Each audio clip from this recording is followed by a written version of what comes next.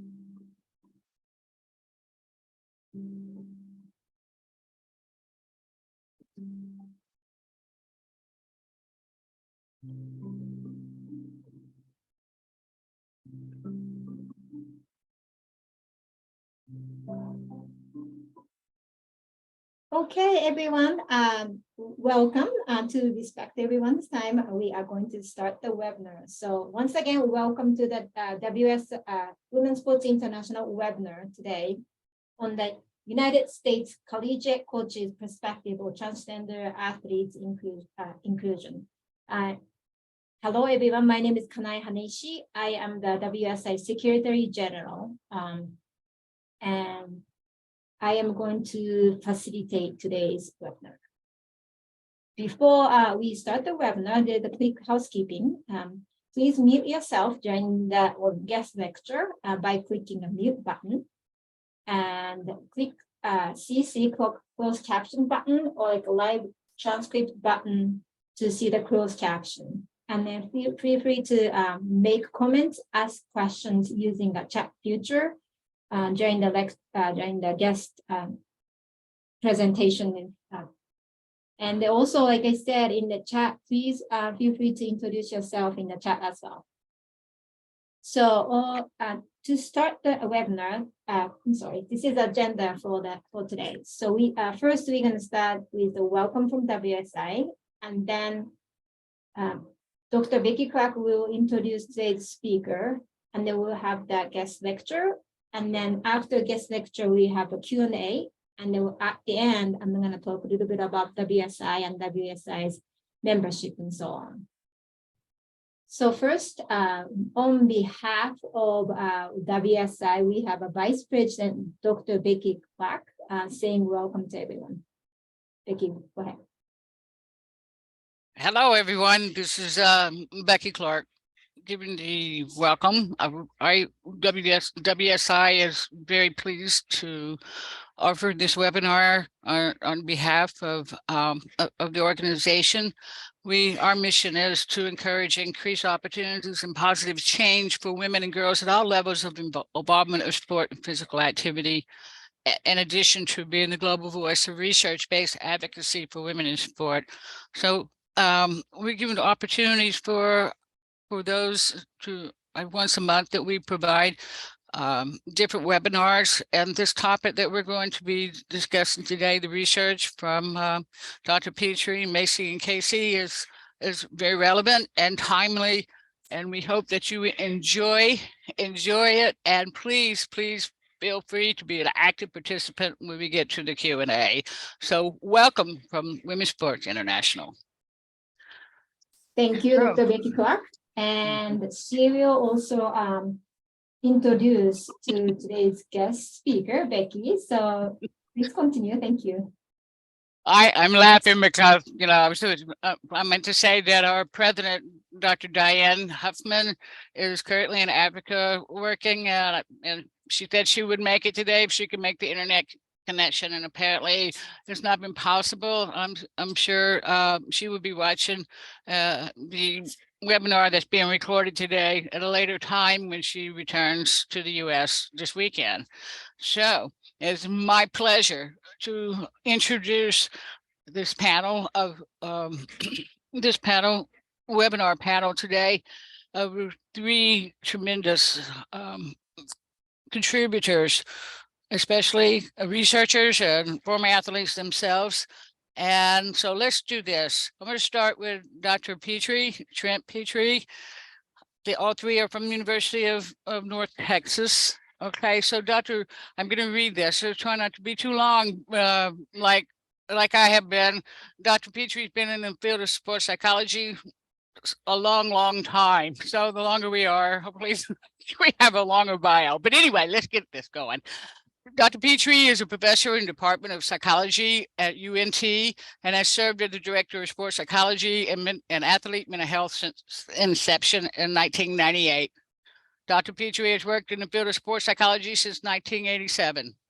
He also has worked with athletes and continues to work with athletes, coaches, and sport teams at all competitive levels, and currently oversees the UNT Athletic Department Sports Psychology and Mental Health Service. Additionally, he's a licensed psychologist in the state of Texas, a certified mental performance consultant emeritus for the Association of Applied Sports Psychology. And like most of us, he is a very accomplished athlete, having been the co-captain of the 1984-85 Ohio State University's men's volleyball team as an undergraduate. Since then, he has competed as a triathlete and runner and coach at the college level. His research, which has been funded by grants from the NCAA, AASP, NASPE, has focused on body image and eating disorders in athletes, mental health and psychological well-being, psychological antecedents I probably pronounced that wrong, forgive me, and consequences of athletic injury, professional training issues in sports psychology, and developing youth sport environments. Dr. Petrie is the well-known researcher which has published over 150 articles and book chapters, given over 200 presentations at national and international conferences. He has been honored for his work in sports psychology, training, and education through both ASP and the APA Division 47. Additionally, he is a past president of Division 47 and of the American Psychological Association, and a fellow in both the APA and the AASP. Welcome, Dr. Petrie.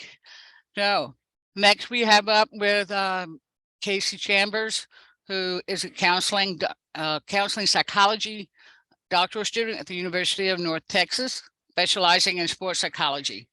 In 2017, Chambers graduated summa cum laude, did I pronounce that right? Pi Beta Kappa from the University of Pennsylvania with a BA in English. At Penn, she was a co-captain in back-to-back seasons for the women's basketball team. Upon graduating, Chambers spent 2 seasons on the women's basketball coaching staff as a graduate assistant at the George Washington University in Washington, D.C. After earning her Master's of Art in Education and Human Development at GW, Chambers earned her Master's of Arts in Psychology from Chatham University in 2021. As a queer CIS gender woman and former collegiate athlete, Chambers is committed to bettering the lived experiences of those in the 2SL LGBTQIA community through research, advocacy, and clinical practice. Welcome, Casey. And finally, we have Macy Arnold, who is a she is the counseling psychology doctoral student, also at the University of North Texas, specializing in sports psychology. She graduated from the University of North Carolina at Chapel Hill in 2017 with a BS in psychology and a BA in exercise and sports sciences. Arnold was a collegiate swimmer and a scholar All-American.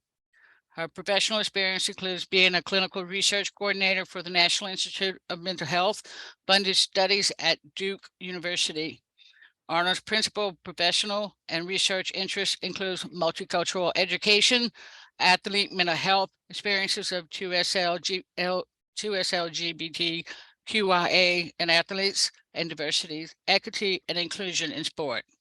As a queer woman, promoting the inclusion, acceptance, and celebration of 2SL LGBTQIA athletes through research, clinical work, and advocacy is central to her career aims. She plans to continue conducting research for this population and other key stakeholders within sport environments to better understanding the experiences of 2SL LGBTQIA and athletes, and subsequently inform policy decisions, training, education, and mental health intervention. Wow, we've got a really powerful panel, and we are so excited to open up the webinar and welcome you. And we hope that everyone can enjoy this, and please feel free to be an active participant. Okay, thank you so much. Welcome to Dr. Petrie, Macy Arnold, and Casey Chambers. Well, thank you. Thank you all so much. So I'm just going to share screen and then we can get the presentation started.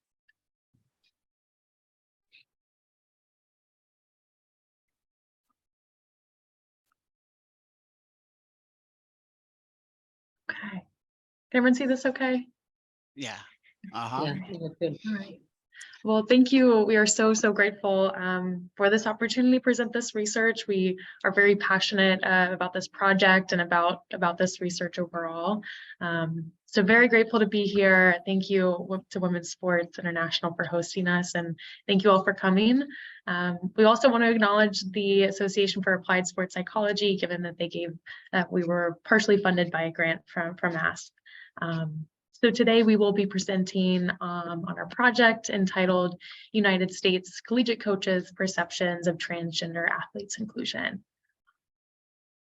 So for our agenda for today, our presentation, we're going to be briefly reviewing some important context for this study, so including collegiate sport within the United States, coaches' role within that sport environment, as well as reviewing very briefly some policies and laws on transgender athlete sport participation within the US. Then we'll review our study, including purpose, why we did this, our sample, some key findings, and lastly, some implications to promote the inclusion of transgender athletes within these environments. So the National Collegiate Athletic Association, also known as the NCAA, is the organization overseeing college athletics within the United States. And they are dedicated to serving the well-being of college athletes.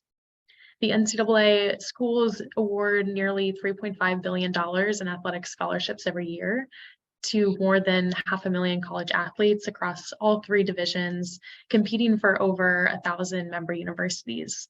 They are led by over 25,000 coaches. So the NCAA also manages programs that benefit students, athletes, and make rules and policies for college sports. They provide vast support to help students, athletes find success both within and after college. They are dedicated to the diversity and inclusion within sport environments and have created several initiatives and programs to actualize these values. And definitely encourage all of you to check out their website to get more details there. The coaches within the NCAA. So coaches play a pivotal role in collegiate student athletes' lives. So they hold power in these sport environments as they influence team culture, they set standards, they make important decisions regarding playing time and scholarships. For their coaches and athletes, their relationship is often critical and personal, particularly for the athlete. Research has demonstrated the influence of coaches on athletes' well-being, such that when the coach-athlete relationship is positive, coaches can provide a support that buffers the many stressors that are endured by college athletes. However, when a coach-athlete relationship is poor, athletes often experience increases in distress. So within the United States, the inclusion of transgender athletes has been largely debated and politicized. So for example, from 2020 to 2022, 18 states have passed laws restricting transgender athletes' inclusion in sports, and many other states and politicians are working to do so at increasing rates. This legislature has mainly focused on restricting transgender women and girls from competing in sports. In 2010 and again in 2022, the NCAA has outlined a policy for the inclusion of transgender athletes, wherein athletes can participate in the sport that aligns with their gender identity. In 2022, the rules became increasingly sport-specific and informed by International Olympic Committee policy. They've also included additional testing of hormone levels throughout competition season. And in addition to these rules for athlete participation, the NCAA has also created and provided resources and guidance for universities, for coaches, for staff on providing trans-inclusive sport environments. So despite the NCAA providing an avenue for transgender athletes to compete in sports and the NCAA promoting the importance of diversity and inclusion, it is still unclear how supportive and inclusive and welcoming and safe these sport environments truly are for transgender athletes. So given the role of coaches within these sport environments, their influence on team culture and their relationships with athletes in that one-on-one relationship, we believe that understanding these coaches' perceptions, their attitudes, would then illuminate and give us some answers to these questions of how welcoming, supportive, and safe sport environments in the NCAA are. So we asked, what are coaches' attitudes towards transgender athletes, inclusion in sports, and are coaches creating sport environments that are supportive or harmful for trans athletes? So our specific study purpose is to investigate, was to investigate coaches' attitudes towards the inclusion of transgender athletes and the reasoning that they held those beliefs. We also wanted to investigate their intentions in actually coaching transgender athletes and their knowledge, beliefs about, and experiences with the broader queer community, the LGBTQ individuals and athletes in their lives. And our overall aim is to inform training, to inform education, and to inform policy centered on the inclusion of transgender athletes. And although this study is specific to the NCAA and to United States collegiate coaches and sport environments, we are hopeful that there will be takeaways that can be applied to vast organizations. So we'll get into a lot of details about the coach demographics that we included, but our overall study sample included over 1,500 coaches. The sample size does vary by each question. So for the purpose of this presentation, we included all valid responses.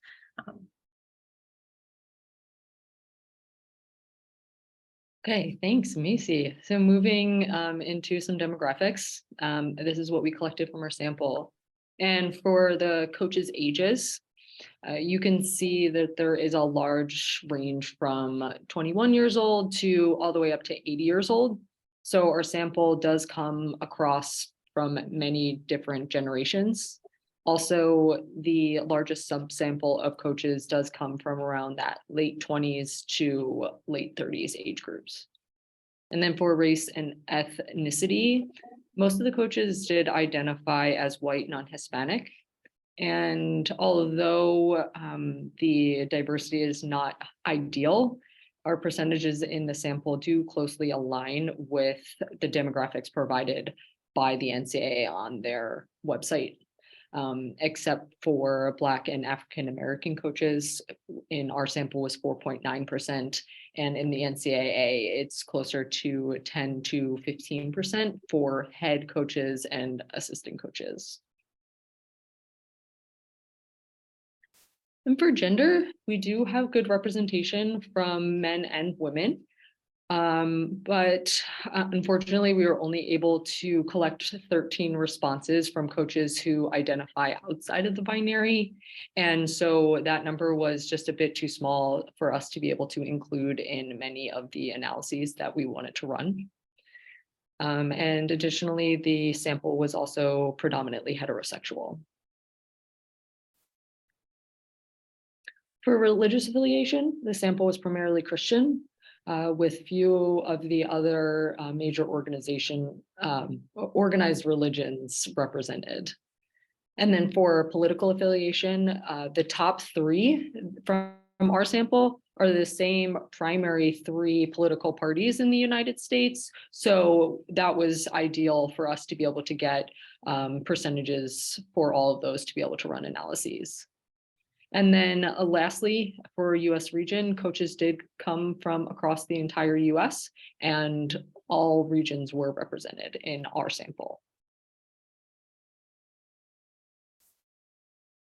For the coach factors, coaches did come from all three NCAA divisions, and they were both head coaches and assistant coaches. And then for the sex of the team that they coached, we asked coaches to identify if they were primarily a coach of a male sport, of a female sport, or of both female and male sports. So for example, like track and field or swim and dive. And so combined with all that, most of our coaches in our sample did coach female athletes. Finally, for the variables on this slide, individual versus team sport and contact versus non-contact sports. For our study, we collected what sport each of the coaches coached, and then we created these variables to be able to run different analyses with these categories. Okay. And we'll transition into some of the quantitative analyses and findings. As I mentioned earlier, we investigated several factors to provide kind of a nuanced understanding of coaches' attitudes and what may be kind of influencing those attitudes. So we asked questions to capture knowledge of gender identity, exposure to LGBTQ+ individuals in their life, their intentions in coaching, beliefs about physical advantage, and ultimately asking coaches their their overall beliefs and perceptions of trans athletes' participation and inclusion. First, regarding coaches' knowledge and familiarity of concepts of gender identity, this was evaluated by the following true and false questions seen here. So as you can see, some concepts were more frequently understood by coaches compared to others. 29% of coaches did conflate sex and gender, endorsing that these constructs have the same meaning. 25% indicated a lack of understanding about pronouns, and 21% indicated an inaccurate assumption that being trans means some sort of surgical intervention has occurred. 98% of coaches did demonstrate an understanding that sexual orientation and gender identity are distinct constructs, as you can see in the last item there. Next, we evaluated coaches' contact with LGBTQ individuals in their life. So 98%, nearly 98% endorsed having someone in their life who is lesbian, gay, or bisexual plus. 88% indicating that they have coached athletes who are lesbian, gay, or bisexual plus. 49% indicated that they did know someone in their life who's transgender, and 10% indicated that they had coached an athlete at some point in their career, in some area in their career, coached an athlete who is transgender. We also aim to capture not only their beliefs and perceptions about trans athletes, but how they intended to act when coaching a trans athlete. So for these questions, it was if a trans athlete I coached told me they were transgender, I would welcome their participation on the team, and I would create an inclusive, welcoming environment for them. So they responded 5-point Likert scale, strongly disagree to strongly agree. So 56% indicated that if an athlete they coached told them they were transgender, they would indeed welcome their participation on the team. 79% indicated that they would create an inclusive, welcoming environment for their athlete. And given the large component of the discussion around trans inclusion has been centered on the assumptions of physical advantage and athletic ability based on sex assigned at birth, we asked coaches their perceptions of physical advantage of transgender athletes. And we did this while asking, in this situation, that the athlete would follow the NCAA transgender participation policy, so following those guidelines. As you can see, 66% of coaches indicated a belief that trans women have an unfair physical advantage compared to cis women, and only 11% indicated a belief that trans men had an unfair physical advantage over cisgender men. For this question, we also provided an option for coaches to indicate that they did not have enough information about the NCAA policy. This was shortly after this data collection was shortly after the updated policy.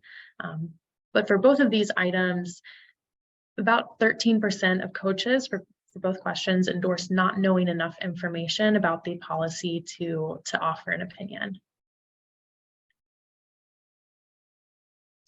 So this final question is central to our study aims of understanding coaches' perceptions on transgender athlete inclusion. 29% agreed that transgender women should be allowed to compete in collegiate women's sports,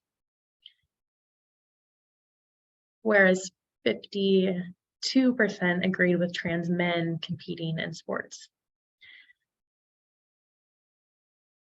So given the differences in perceptions, with greater proportion of coaches disagreeing with the inclusion of transgender women, and given that most anti-trans rhetoric and legislature has targeted trans women and girls, we focused further analyses on this specific question about their level of agreement with transgender women being allowed to participate in collegiate women's sports.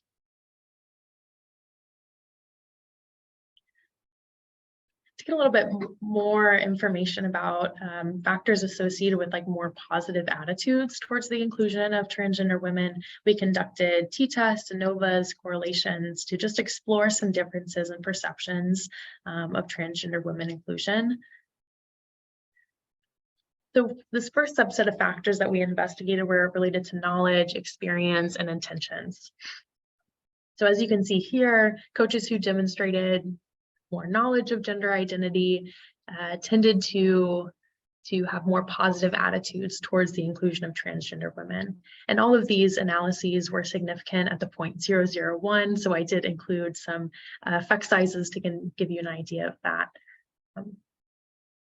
So coaches who endorsed more knowledge, coaches who endorsed having LGBTQ+ individuals in their life, coaches who demonstrated an intention of actually welcoming transgender athletes on their team and creating an inclusive environment were all associated with more positive attitudes. And as you can see, some of the bolded items were those who had an effect size for comparison, medium to large effect size for these analyses. We also conducted similar tests, but with some demographic factors. So Democrats compared to independent and Republican, non-Christian compared to Christian, queer coaches compared to heterosexual coaches, and women compared to men, all demonstrated more positive attitudes towards the inclusion of transgender women in collegiate sports. Lastly, we explored some coaching factors. And although these were significantly different, the effect sizes were small for these comparisons. So we investigated team versus individual, contact versus non-contact, such. So coaches of team sport and non-contact sport, Division III coaches, and coaches of female teams all had more positive attitudes towards the inclusion of transgender women compared to their counterparts. So lastly, for the quantitative analyses, so given the number of significant findings with medium to large effect sizes, we wanted to explore a little bit more what factors may be at play and what may be accounting for the most variability in these attitudes towards trans athletes. So we further investigated these factors and how they're associated with the attitudes by doing a stepwise linear regression. And this regression revealed 5 factors that accounted for 45% of the variability in their attitudes towards transgender women. So as you can see, associated with positive perceptions, intention to welcome a transgender athlete on their team, and knowledge of gender identity, specifically that the sex and gender have different meaning. Association with negative perceptions were identifying as men, Christian, and non-Democrat.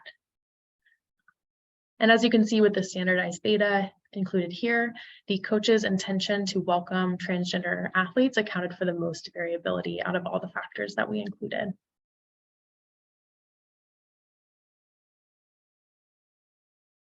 Okay, so moving into the qualitative analysis part of our research.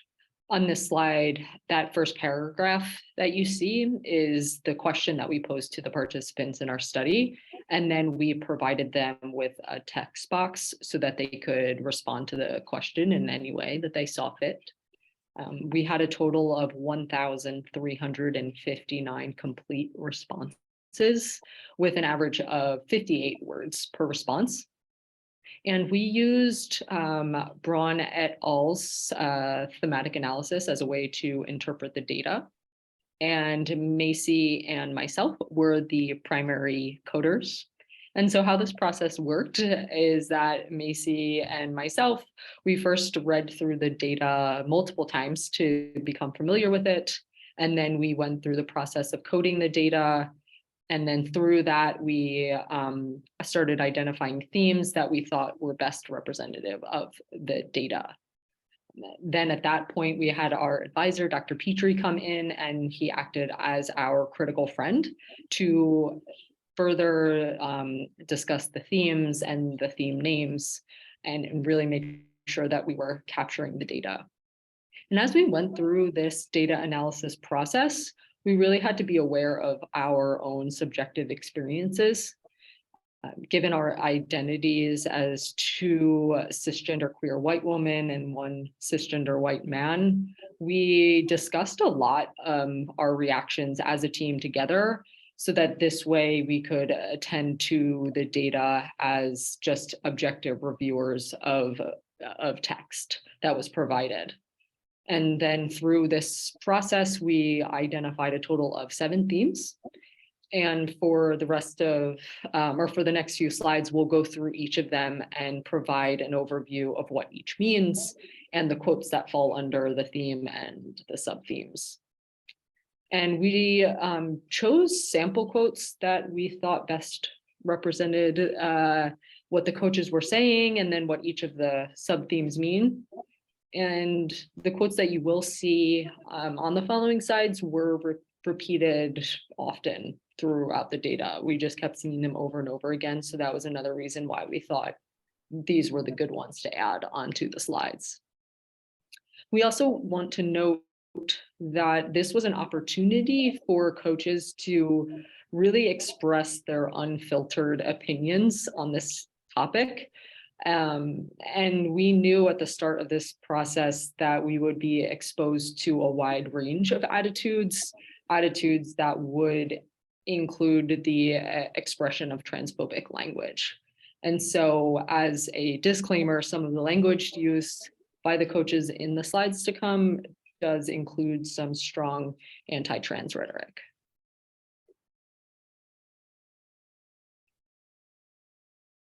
So on this slide are the 7 themes that we identified in the data.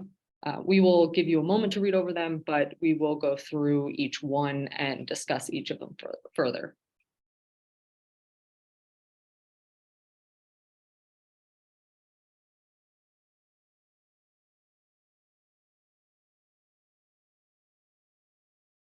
All right, so the first theme is sport is competitive and must be fair. And that for the first sub-theme, we have transgender women athletes have an unfair athletic advantage. And these were coaches that held this strong belief and then in their responses identified the reasons they believed in this disadvantage and presented the reasons as if they were scientific facts. So for example, this coach said that transgender women still have a genetic advantage over natural born females, AKA longer and stronger bones and muscles, bigger hearts, bigger lung capacity, faster recovery time before transition. So words such as these, with the different examples that presented as facts, were used by other coaches that had very similar beliefs. Then in the second sub-theme, rules are essential for competitive fairness. We saw that this sub-theme for coaches that fell like across the spectrum of the argument. So which to us showed that coaches have this belief in the ideal of sport being a place that really only functions within a particular set of rules. So for example, one of the coaches said, sports are in part about competition. Regarding competition, there are rules in place to assure an equal playing floor for those participants. And then in the third sub-theme, we have need to create new competitive categories.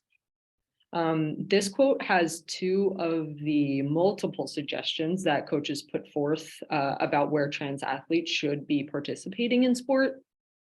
So this quote reads, trans men and trans women should be given a venue to participate because everyone has the right to live the person they are. That could be in male sports or in a separate category. So in addition to those 2 of participating in male sports or in a separate category, coaches did suggest that trans athletes should participate in their sex assigned at birth. They also said in one large open category for all athletes or just participate in non-competitive sport environments. So for example, like a recreation league.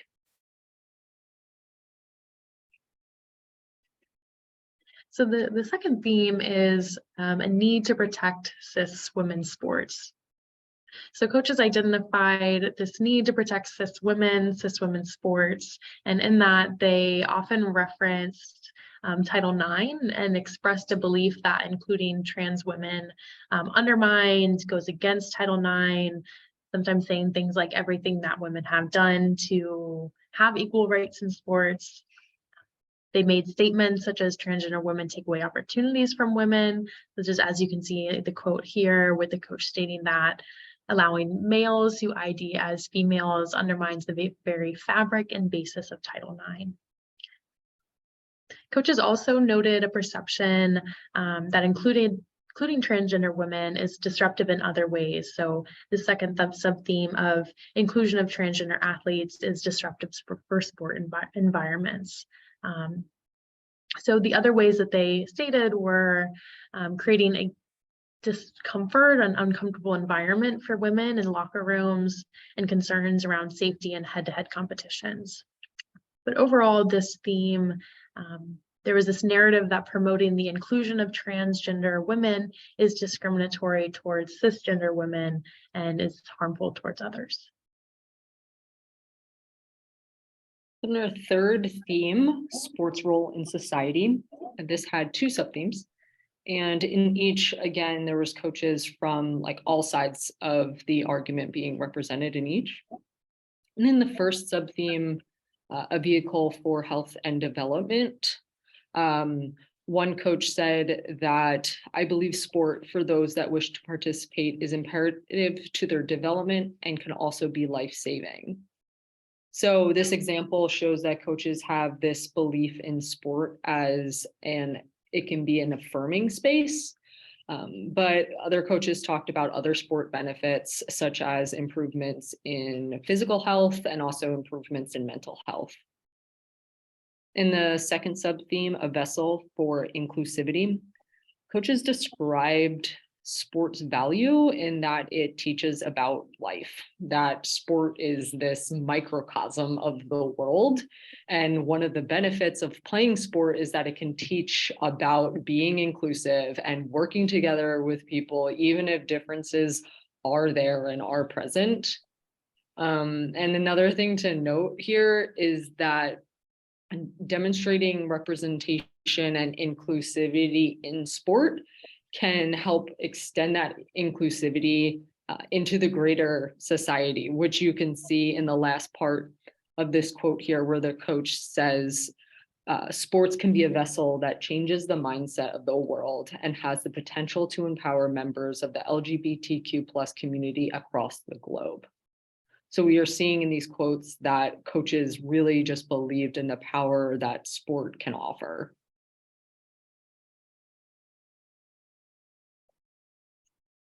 So this theme entitled Our Purpose as Coaches illustrates this kind of discussion around what coaches viewed as their like role and responsibility towards athletes, and this this overall kind of purpose of why they're doing this career and what coaches should be in this space.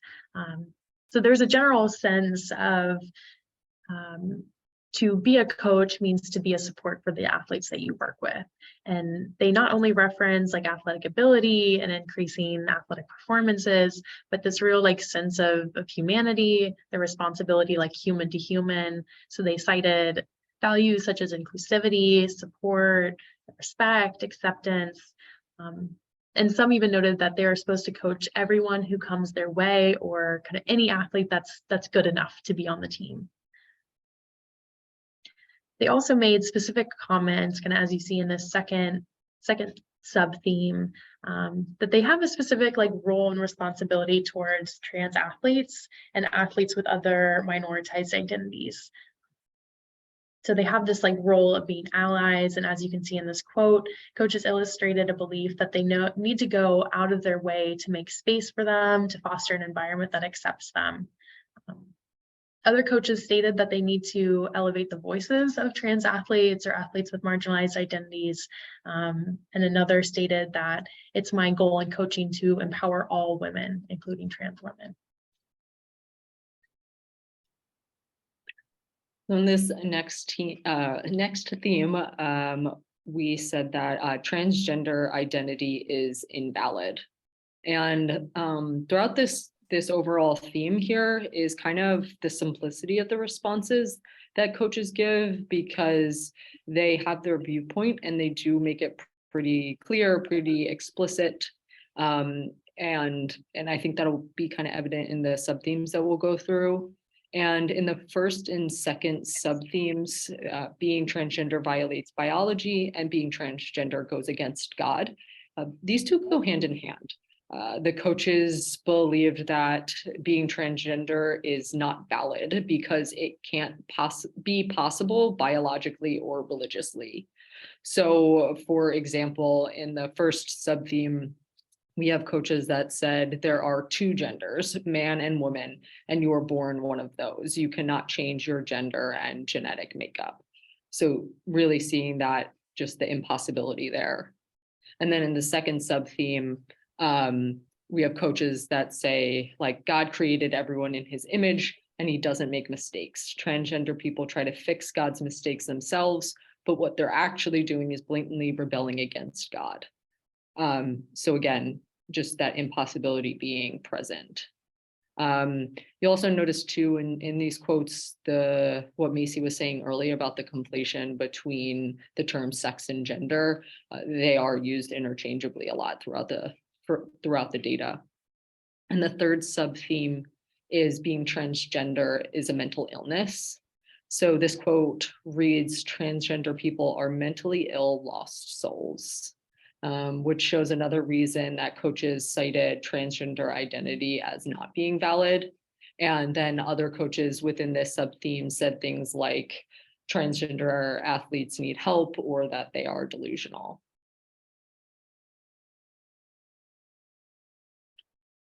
Somewhat on the other hand, this theme of trans rights or human rights illustrates how coaches are recognizing the humanity of trans athletes. So they viewed sport as one aspect of human rights, and that inclusion is really like the basis of human rights. As this quote states, people's human rights are the most important thing, and that supersedes any supposed unfairness of sport participation. The next sub-theme is transgender men are men and transgender women are women. So this phrase was repeated by many coaches and illustrated this is as simple as believing and seeing someone for who they are. Lastly, in this theme is the recognition that participation is an aspect of human rights. This theme also recognized the barriers that transgender individuals have to overcome in reference to being who they are and in reference to being able to compete as who they are. So in society and in sport. So this emphasizes the right of athletes to participate, the right of humans to participate in sport, and this idea that we should not create additional barriers to what already exists to being able to access this. Overall, this theme really, I think, captured humanity, inclusion, and human rights of trans athletes. And then for the final theme, we have, I am not sure what I believe. And in the first sub-theme, insufficiently educated, some coaches were really just explicitly honest about not knowing enough information, and so they didn't offer an opinion. Others you'll see in the second sub-theme need more research, felt that it was hard to make a decision about what they believe because they felt that there just wasn't enough research out there to really form a solid opinion, and were kind of craving reading more and wanting to know more so that they could choose. And then finally, this third sub-theme here called conflicting values is what I think we believe to be one of the more interesting sub-themes, because we really got to see into the participants' thought processes. We got to see them go through many sides of the argument and then not quite land anywhere. And so for this sub-theme, some of what the participants are saying is actually captured in the other themes that we've been going through. But we thought, because we kept seeing this, that what was important was to highlight that coaches believed in values that were on the page contradicting each other, and then they didn't quite know what to do with that. And so I think, for example, one of the coaches wrote, on the one hand, I feel that simply being transgender should not prevent you from participating in the sport you love. I fully support inclusivity and believe we should never discriminate based on gender, sexual orientation, or race. So it was clear, on the one hand, they believed in this. And then on the other hand, I do feel that transgender women can not always have an unfair athletic advantage over cisgender women in sport. And so I think that was just a really, good example of seeing that come head to head and that conflict. So in combining both like the qualitative and the quantitative data, our findings do eliminate NCAA coaches current perceptions on the inclusion of transgender athletes. We believe provides further understanding on these perceptions, such that these findings can answer these questions of who's believing what factors might be contributing to this belief, and what are the reasonings that coaches are identifying for what they believe.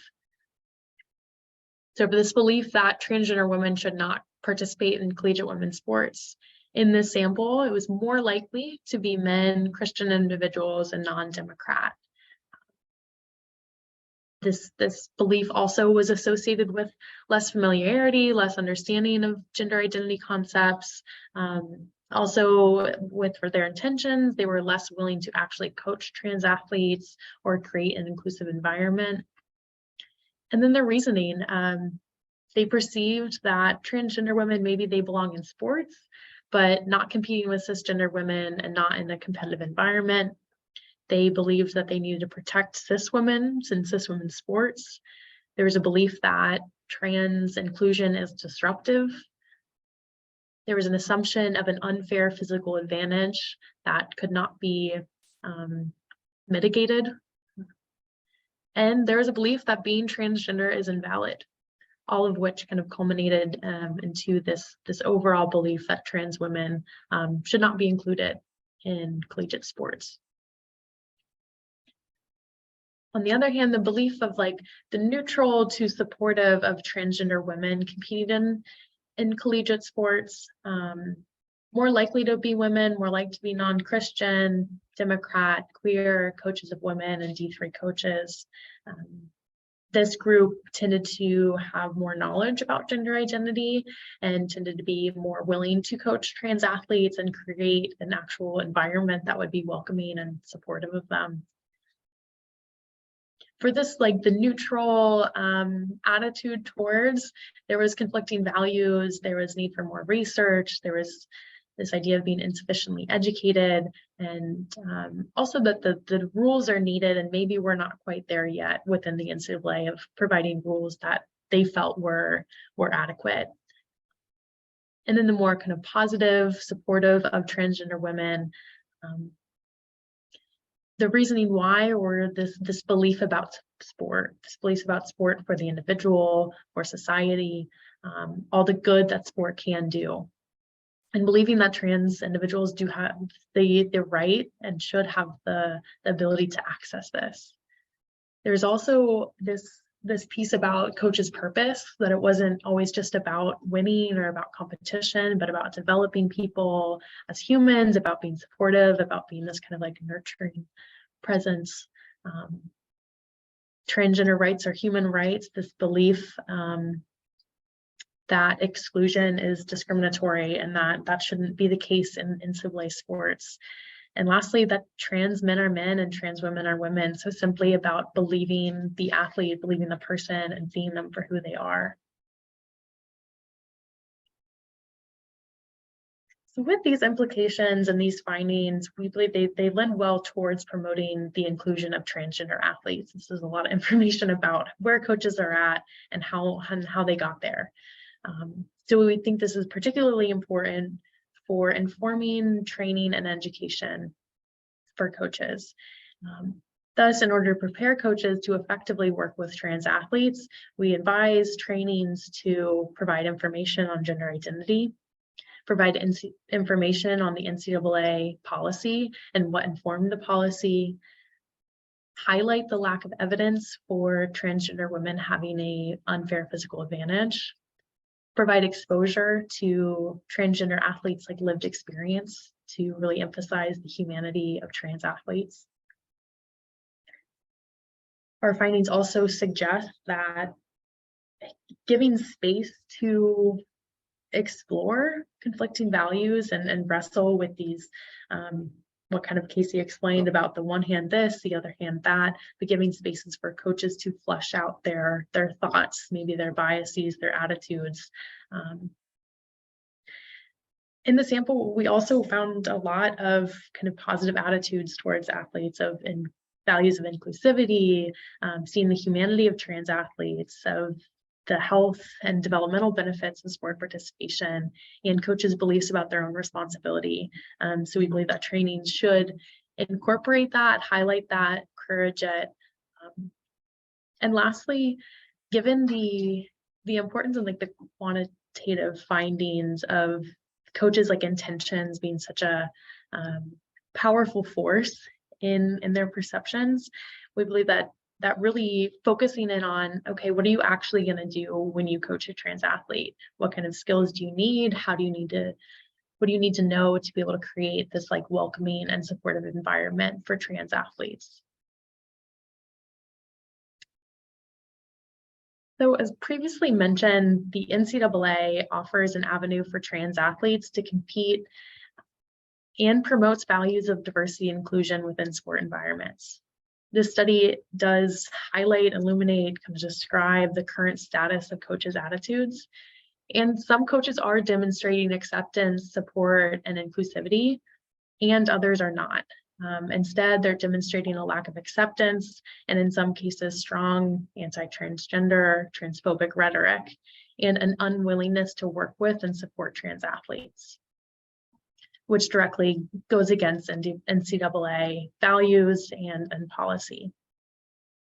So thus, informed by the findings in the present study, trainings are warranted to facilitate greater inclusion. We are hopeful that these findings can offer some direction in actualizing trans inclusion in sport within the NCAA and other organizations that are managing maybe similar challenges and have similar aims towards true and actual inclusion in sport. That concludes our presentation. Can open it up to questions, and I put my email here in case any of you want to connect and talk more about this. We're always excited to do that.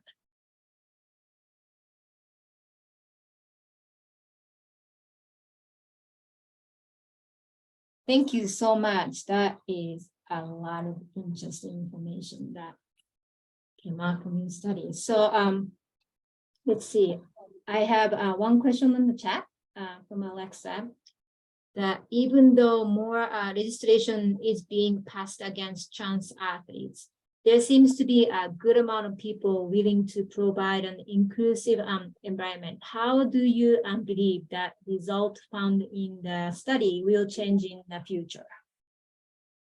Yeah, that's a good question. I'm very hopeful about the future for trans athletes and increased inclusion and acceptance and true inclusion. We've talked about this in our study team of doing this study in 20 years and seeing what would be different.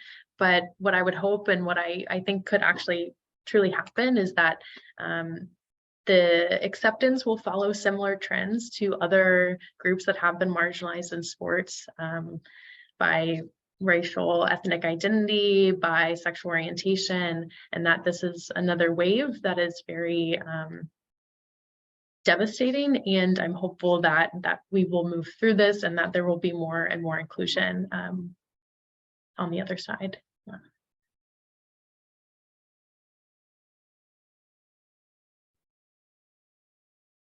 PC or Trent, would you like to add something on that, or? Not necessarily. I think Macy highlighted the piece that I was going to share about sport not including others historically, and that changing throughout history. I mean, I'm sure Dr. Clark, you would be able to speak to that too, to see how things have changed for the like the LGB community throughout history.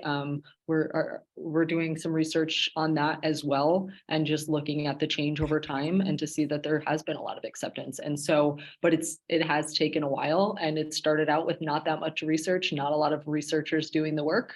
And so it kind of feels like we're in a similar pattern as to that, of there just not being that many researchers and not being that much research out there to change too many people's opinions right now. So we are, yeah, hoping to contribute to that effort. My microphone on. Can you guys hear me? Yes. I'd like to comment. You know, in all the years that I've been in as a researcher, and especially in sports psychology and mental health and so on, I have watched, but as a member of, I've been really deeply involved personally as a cis woman with a disability, and I've watched the LBGT plus plus and different outside what they call, and we shouldn't use the word, and I don't use it in my practice, the norms. So there's the norms. So what is normal now will not be normal 20 years from now or 10. So I tend not to use the word normal. I think there's a lot of fear, like we have when this country here in the US was set up, you know, Christian values, white men, and so on and so forth. There has always been a battle with the inclusion of women. Anything that was beyond that, you know, like women, girls, females, the whole sexuality, gender identity. I mean, I think the gender identity is really hitting people between the eyes now, because there's different with like what your sexual orientation is and what your gender identity is, and what your sex was assigned at birth. These are things that the majority of Americans don't think about. You know, I'm not going to talk about, you know, the international community right now, but just what I know here in the US can be very threatening. But I think, you know, as Casey and Macy have pointed out, and this is like walking into the unknown. This is new. We're becoming more of an inclusive society. Basically, I can talk about that and as a researcher and different topics too, different populations, whether it's disability, whether it's LGBTQ plus, or, you know, men and women per se, is that it continually changes, but it's a slow change. Especially the political divide here in this country today, where it's just either or, black and white. There's a, you know, it's like it's become a combative type of environment or society here, trying to decide, well, what's normal, what's not normal. The more that we become more accepting, inclusive, and the intersectionality of people in, you know, in general. But I think, and based on my own experience, I said, Dr. Petrie, you could also speak to this too.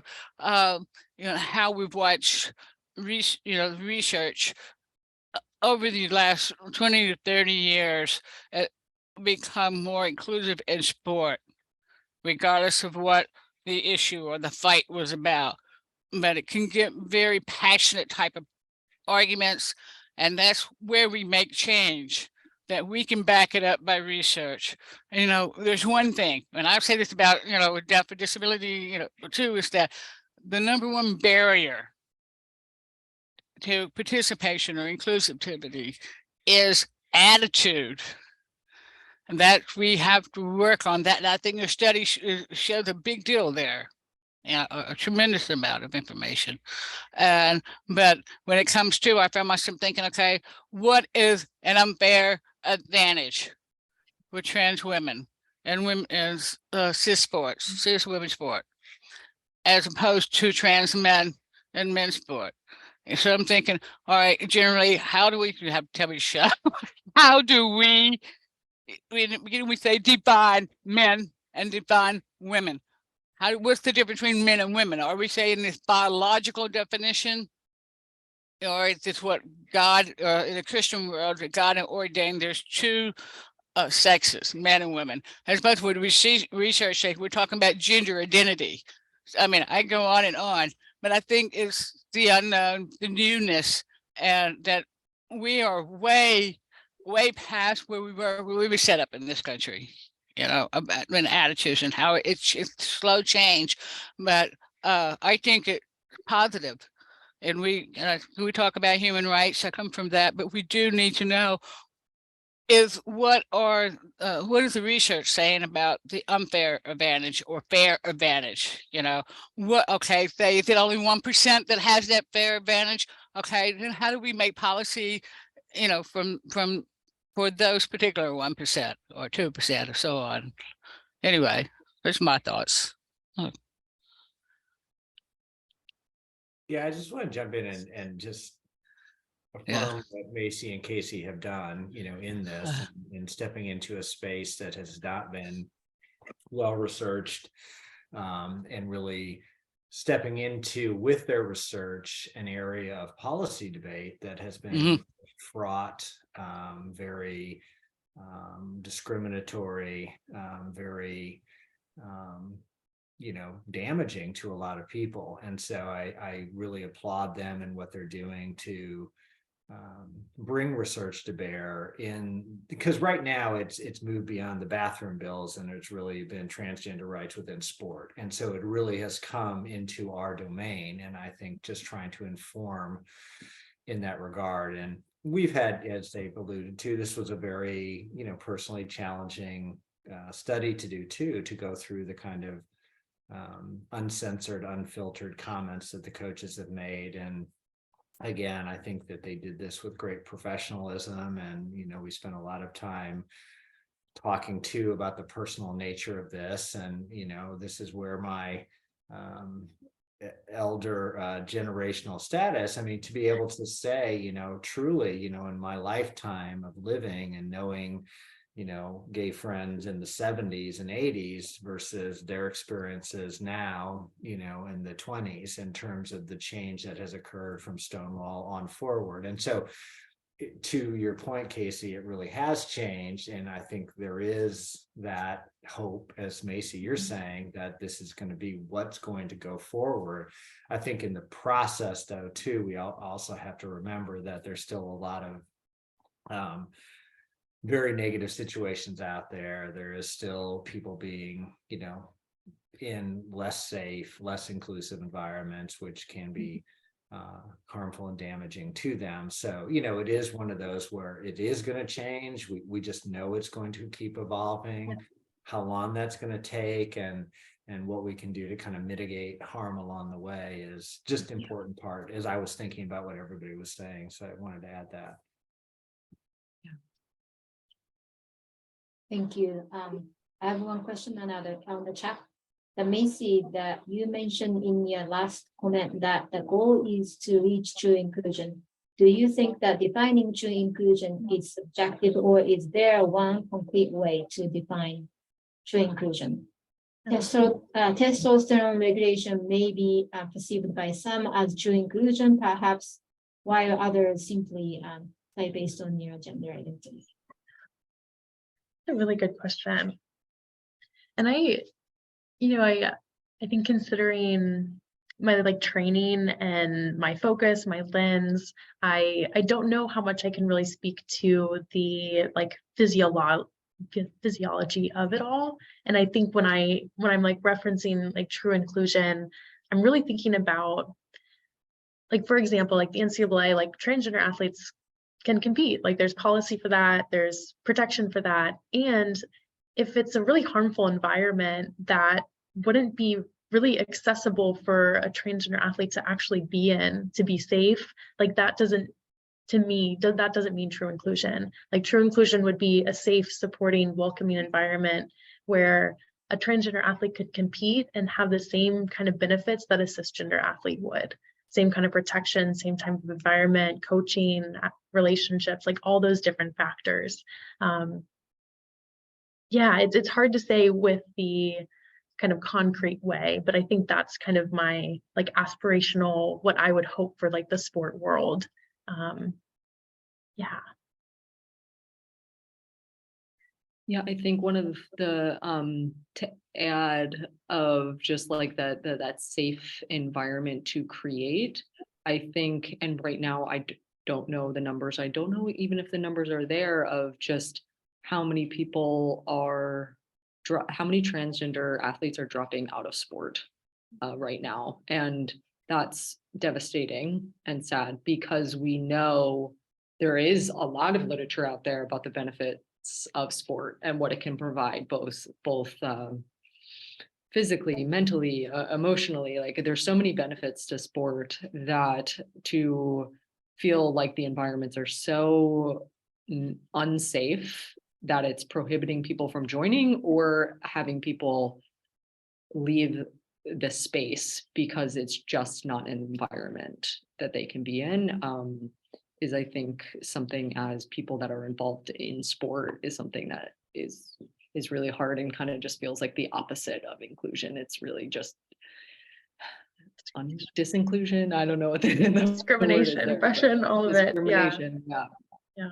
But I couldn't agree with more with that. And I think, yeah, especially like our lens as sports psychologists, like I think for me, at least that's why I'm so passionate about sports psychology, because I think it can be such a wonderful avenue to health and to living fully and wanting that for everyone. And I do think the kind of going back to some points that you shared, Dr. Clark, of the intersectionality of it all too. Like I think with this project, the specific to trans athletes, I think it is really just falls into that broader like mission of society to be more inclusive. And yeah, I always like come back to the quote of Marsha P. Johnson of no pride for any of us and until inclusion for all of us. So or liberation for all of us. So I think that I think really like drives how I conceptualize all of this kind of inclusion work. I totally just really commend you and Casey for not only just the work that you've done with this research, but through your professional and your personal lives and how difficult it can be, but balanced with the passion and the aspirations of hope and in the change. Sometimes change takes a long time, sometimes not. But like Dr. Petrie also says, it's a process. And I find, I've always been on this side of a minority. Well, I was born a woman. Then I became deaf, and then all this other stuff of what it is to feel not inclusive, included or oppressed by, my own culture or, discriminated and all of this. And I have made it my mission with WSI and my own work at the sports envoy for the U.S. and my own private practice to each individual that I come upon and be armed with knowledge that we do have and share that knowledge in a non-threatening way and have a decent conversation or, a good conversation. That's the whole process, but it can be maddening at times, especially when people become unprofessional or they're very they come out very strong on what they believe and that may not be backed up by science or by fact per se, but from just like what they're reading and hearing and in society or so on. But I do find if I continue to take, and this is my advice, or for everyone, is if we can come with knowledge and acceptance that we're going to run into the brick wall again and again and again, but each time we make a dent. And it may not happen, but keep the fight, keep going through the struggle. And because even if one athlete, one coach, or whoever is changed, that is worthy. And I think it becomes the domino effect. Now I'm becoming a cheerleader, but I mean, just based on my experience. And it is hard. Sometimes it's like say, I don't want to do this anymore. I said, I'm never going to be in a majority. It's always this. Why are people doing this? Or why are they saying this? Why can't we just sit and listen with an open mind? But you've got to have that, the inner strength within you that I see in this presentation, Macy and Casey, as well as Dr. Petrie, and be able to do this type of research and so early in this this climate that we are in with trans athletes, and the coaches don't know enough. There's not enough out there to know. But yeah, well, with the human rights and think, yeah, we could be inclusive, but how to truly say that, but to truly believe it, So I commend both of you and also Dr. Petrie for your guidance as well. I'm excited about this, and I know it's going to take time, but don't lose your fight, don't lose your passion, and keep going up that mountain. Thank you. Yeah. And as you were talking about, like there were certain things and the findings that gave a lot of hope. And I think were pretty exciting. Like one being the coaches who did have experience coaching and working with the trans athlete, like they had significantly more positive perceptions of trans women in sports with a very a large, medium to large effect size. So I think it is, as you mentioned earlier, for some folks, this fearing the unknown or yeah, those kind of things. But I think with the study of, maybe some more familiarity with concepts, with knowledge of gender identity, more folks in their life who are queer and trans, and there's a lot of promising areas for movement. And I think that all of these things, as we said, can really inform some meaningful training for coaches and other stakeholders. That's absolutely. I'm thinking about that group, but I was also, I was trying to come up with the exact quote I used for Margaret Mead. Never underestimate the power of a small group of committed people to change the world. In fact, it's the only thing that ever has. So no matter how small the army is now, but like you say, if you take the research that you have, and I'm thinking this is probably the first I've heard of this type of research.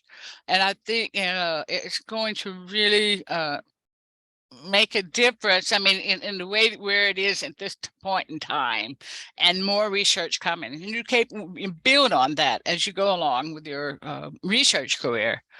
And there are a lot of us out there ready to get in the struggle and the fight with you for change. We're all human beings, and we all don't identify the same, and that's okay. So what makes a person better than another? Not, this acceptance and inclusivity. So congratulations on, I want to call this phenomenal research. Thank you. Yeah. So we have Makiko, who works with wheelchair basketball in Canada. She shares some challenging. She actually accidentally sent it to me, so I'm gonna read this. So she said, I'm definitely in support of inclusion and would like to learn a better way to include trans people so that they can join sports feeling safe. At the same time, creating inclusion in binary-based sports can create exclusion for those who are non-binary, intersex, gender fluid individuals, etc. So she thinks this is so challenging. Yeah, it absolutely is. I definitely agree, and I think that is also a limitation of our study. We did kind of go back and forth on, do we expand it and ask additional questions, but we really didn't capture coaches' perceptions of those who do not identify within the binary. And I think that is kind of a limitation in the sport world too, of how are we going to adapt to accommodate and provide space.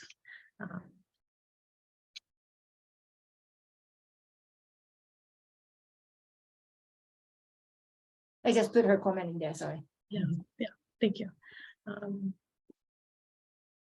Yeah, and I Yeah, I You know, I also have a little comments. So we have hosted researcher from England, and she does like physiological research, like physiological research, data collection with a transgender female. But then during the webinar, like the presentation, the one thing was really like struck me. And then one of the coaches that you interviewed said the same thing, is that none of the transgender people chose to become a transgender. That's because they want to win the game, So that's not how. So non people do that too. So I think it's like, I think it's the biggest debate is that do they have the advantage of competing, right? So that's why a lot of people are like, no, they don't, they do. So, but like what she was talking about from like physiological scientific way that, of course they need more research on that too, to like if there is advantage or not. But according to her research, it was like, quite convincing that, maybe not as much as society or all of us believes that they have advantage, competitive advantage. So that was quite interesting. So that, and, one of your coaches that we interviewed mentioned that too. So I was just like, yeah, but I think we as a society has that they have a huge advantage, being a trans women competing. Yeah, But and it may not be as big as we believe it is, Yeah, and I think it is. It's such a, there's scientific components, but there's also just like societal beliefs, about what it is to be a man, what it is to be a woman, and like physical ability around that. And that came out in the qualitative analyses of, very strong beliefs that men are physically superior in all cases, in all ways. And I think that kind of does speak to of societal attitudes towards men and women, and in my view, kind of a fragilizing of women and women's ability to be incredible athletes, and stronger and faster and with more dense muscle. It's not so black and white. There's quite a bit of overlap, and I think those of us who are really in the sport world like kind of get that of the abilities of all people, of all genders. But it is, and there is more research coming out on the physical side of it, and it does seem that there's yet to be real strong evidence that trans women actually have a physical advantage, and an unfair physical advantage at that.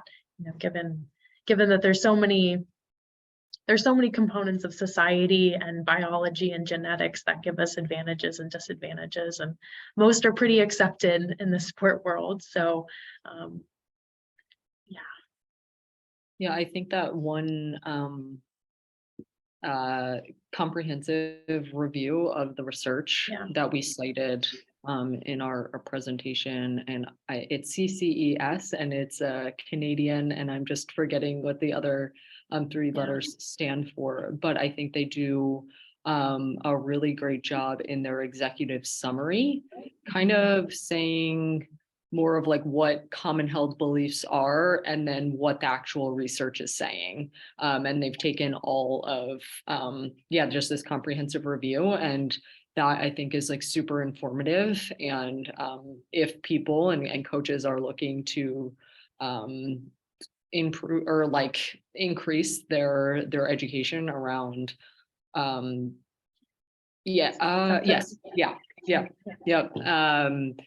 to increase their education, like that's a really good place to start, because it's a lot of it all at once in one place.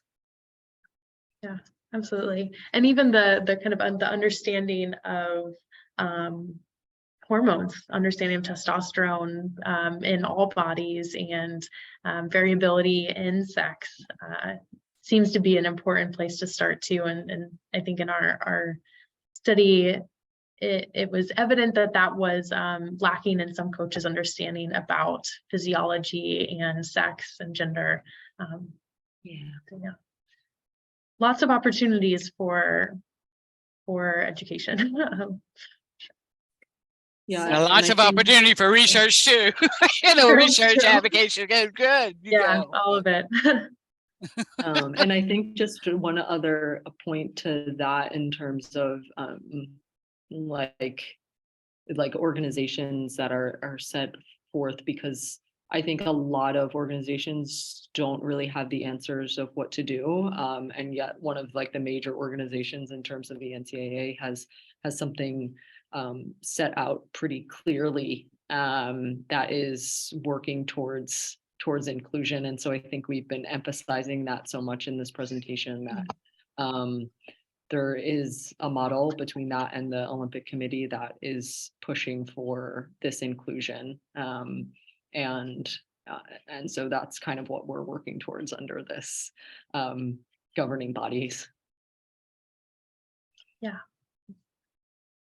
Awesome, awesome. Thank you so much for the great information, great research. Like I said, I think this is going to be one of the critical research that when we are moving forward with this transgender athletes and inclusions.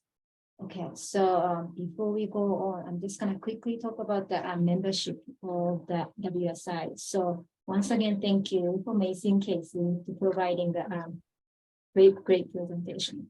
So WSI is also a membership organization too. So we have a membership. So if you can go to the website and then click join the WSI, you have opportunity to join like educational opportunities such as like this or other networking that we have all over the world. So please join us. And then also the membership fees support our activities that we do all over the world too. So not only you benefit you, but you also supporting, being a member is supporting girls and women in sports around the world as well. So please join WSI and then be part of us and then support and advocate for the girls and women in sports all over the world.